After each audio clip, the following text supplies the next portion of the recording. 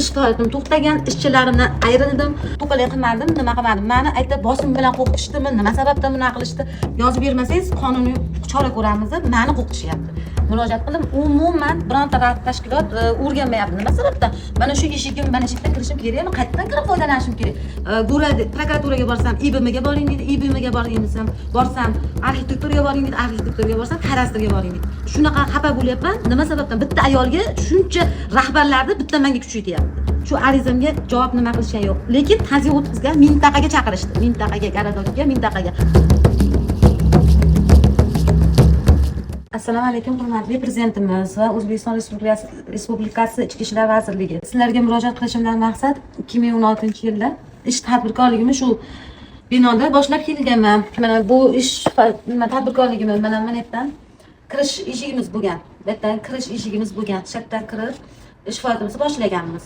Ish faoliyatimizdan keyin boshlab turganimizni 2026-yil 8-yanvar kunida, 8-yanvar kunida meni yonimda qo'shni mana konditer teparoqda tepada mana ikkita tashkari qilib bino qilgan. Bino qilib qurib olgan. O'sha vaqtda 8-yanvar kuni 2026-yil 8-yanvar kuni binoni bunday qilib o'rab, mana kirish eshigimni bag'dan to'sib, kirish chiqish yo'llarimizni yopib qo'ygan. Bu yuzasidan videolarda qo'yib o'tganman. Xodimlar, ichki ishlar inspektori Dilovar degan ismli uchastkovoy kelgan, uchastkovoyga ariza berganman. Uchastkovoy ariza berdim. Umuman shu bo'yicha mana shu kungacha umuman chaqirgan yo'q. Uchastkovoy chaqirgan yo'q. Keyin uchastkovoy chaqirmadi 102 ga, qisqa raqamga 102 ga ko'p marotaba ariza berganman. Rosa ko'p marotaba mana. Bergan, yozib o'sha kundan bo'lib o'tgan holat bo'yicha hammasini qaytga nima qilib, prokuraturaga, hokimimizga, hammasiga uchraganligim uchun arizalar berganman. Bu yuzasidan hech qaysi tashkilot, arxitektor, hech qaysi hokimimiz Marifjon Usmonov, Ahmedov Nasimjon kadastr arxitektor rahbari Ahmedov Nasimjonga biriktirishdi. Nasimjon aka nima xalq dardida uchrashuvda, qabullarida hop o'rganib chiqaman, boraman, hozir pochcham o'tib qoldi, singlim deb turib meni aldab, mana pochchalari o'tdi, men tushundim o'sha holatlarni ham. Pochchalari o'tib qoldi, o'tsa 3 kundan keyin kelishar. Kutdim, shu kungacha Nasimjondan umuman darak yo'q. Boryapman. Umuman bironta tashkilot kelib o'rgangan yo'q. O'sha kundan boshlab ish faoliyatim to'xtagan, ishchilarimdan ayrildim.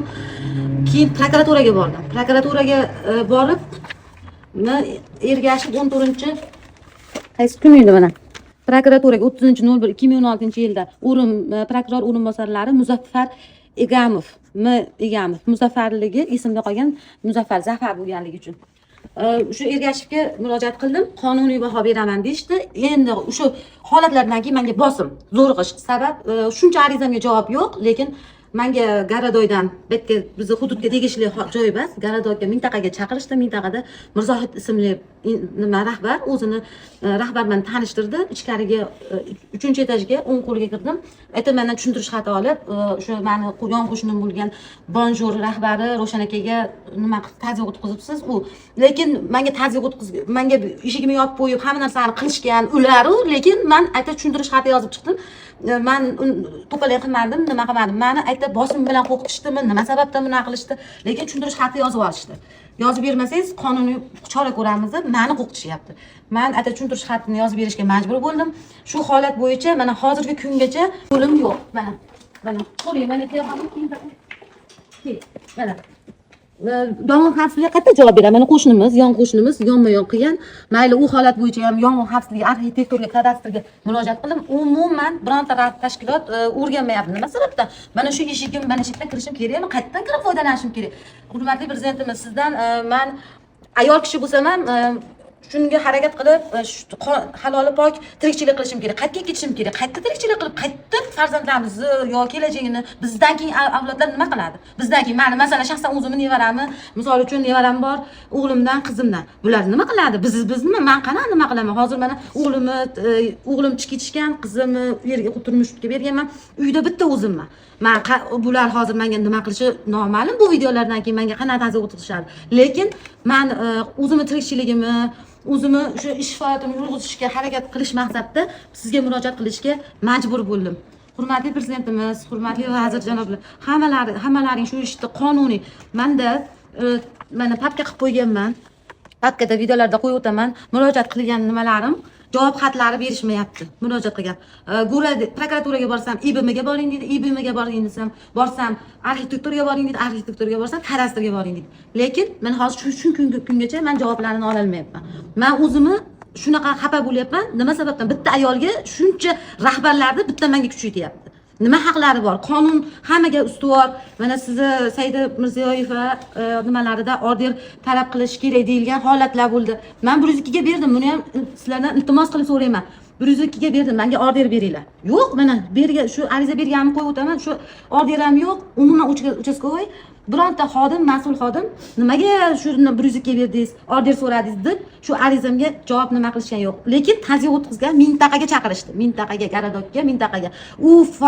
U tashkilot boshqa joyga qaraydi, lekin biz Qo'qon shahar, Farg'ona viloyati Qo'qon shahar Imom Al-Buxoriy 6-mahallaga qaraydigan IBM rahbarlari Dilovar aka o'z mansablaridan foydalanib, lekin ishni ko'rishgani yo'q. Ularga bo'laveradi, lekin menga hech nima yo'q. Hech nima yo'q. Sababi men ayol bo'lganligim uchun kuchlari menga yetyaptimi? Erkaklar chaqiring deyishyapti. Meni nafsoniyatimga deyishyapti. Erkak, menda erkak yo'q. Menda erkak faqat men ham ota ham ona o'zimman farzandlarimga. Ba'zi bir sabablarga ko'ra ajrashib ketganmiz. U ancha vaqt bo'lgan, 20 yil bo'lgan. Lekin o'zim oyoqqa turib, o'zim harakat qilib, shuncha narsaga erishdim. Erishib turganimda mana begonalar bas, o'z ichki ishlar xodimlari, shular ayol kishiga kuchaytiryapti. O'shaning uchun men sizga murojaatim Prezidentimiz, hurmatli prezidentimiz, vazir janoblari, qonuniy ko'rib chiqib ish faoliyatini adolatli davom ettirishimga yordam bering. Mana shu majbur bo'lib, mana shu uka mana devorda tepani banda ko'rsatdim, ular tepalarni mana oshib tushib, burchakda mana oshib tushganman. Hozir oshib tushgan joylarimni ko'rsataman. Mana shu yerdan kirish yo'limizni bekitib tashlashgan. Hozir foydalanadigan joyimiz, bizni kirish kadastrda eshigimiz bor. Men tushuntirgan narsani ular rahbarlar tushunmasdan har xil bahonalar qilishyapti. Endi meni ikkita binoni ichida bitta o'zimni ishxonam, oshxona nima qolib ketgan, ichida qolib ketgan. Qaytdan kirib, qaytdan nima? Endi shoti qo'yib kirdim mana. Odamni qo'yib video qo'yishga majbur bo'lib shoti bilan qo'yib chiqdim. Endi mana shu eshigimni ochib berishimga, mana shu yerda kadastrim bo'yicha shu eshigimni ochib berishlarini talab qilaman. Qonuniy o'rganib. Beramiz xolos. Sizlar yordam berasizlar, bajarni xodga ham. Bizga qo'shimcha o'sha bo'yicha borib o'rganib mutaxassis xulosa beradi. Mutaxassis, lekin shu boshqa yordamlari yo'q, sizlarda. Yordam beramiz. Xulosa sizga asos bo'ladi. Yo, endi u hali qurilish qilyapti-da, birovning eshigini yopib tashlayapti-da. Eshigini yopib tashlayapti. Butun boshlik fuqarolar foydalanadigan omma, misol uyi bo'lsa ekan, mayli. Mana shtrixlangan kadastr unda turibdi-da. Men kadastr kim o'tkazib berdi ekan? Uni endi sudda. Ya, endi sudga emas, sudgacha bormaydi. Mana eshikni oldini bizga ochib berish kerak. Aka, meni siz xat berib, siz eshikni ochish haqqingiz bor, aka, o'rganishga haqqingiz bor. Yo, o'rgandim. Uni kadastrini hujjat. Ko'rdingiz, siz ko'rdingizmi? Mana orqadaginimi? Buni ham yopilgan. Aka, bu ham yopilgan. Lekin mana magazin, aka, jenskiy do'kon. Bu yerda eshigim alohida turibdimi? Bu yerda eshigingiz yo'qmi? Mana yerda. Ha? Yo'q, bu yoqqa oldim. Yo'q deyishyapti, dastur nimada? Mana yerda eshik yo'q deyapsiz, mana uni. Yo'q, bo'lishi mumkin u. Yo'q, bo'lishi mumkin emas. Yer sizniki emas. Qaysi? Mana u yer mana. U shtrixlangan ularda turibdi. Eshigimni oldini, ular mana oldiga qurishga haqqi bormi, yo'qmi? Dokumentida ularda turibdi.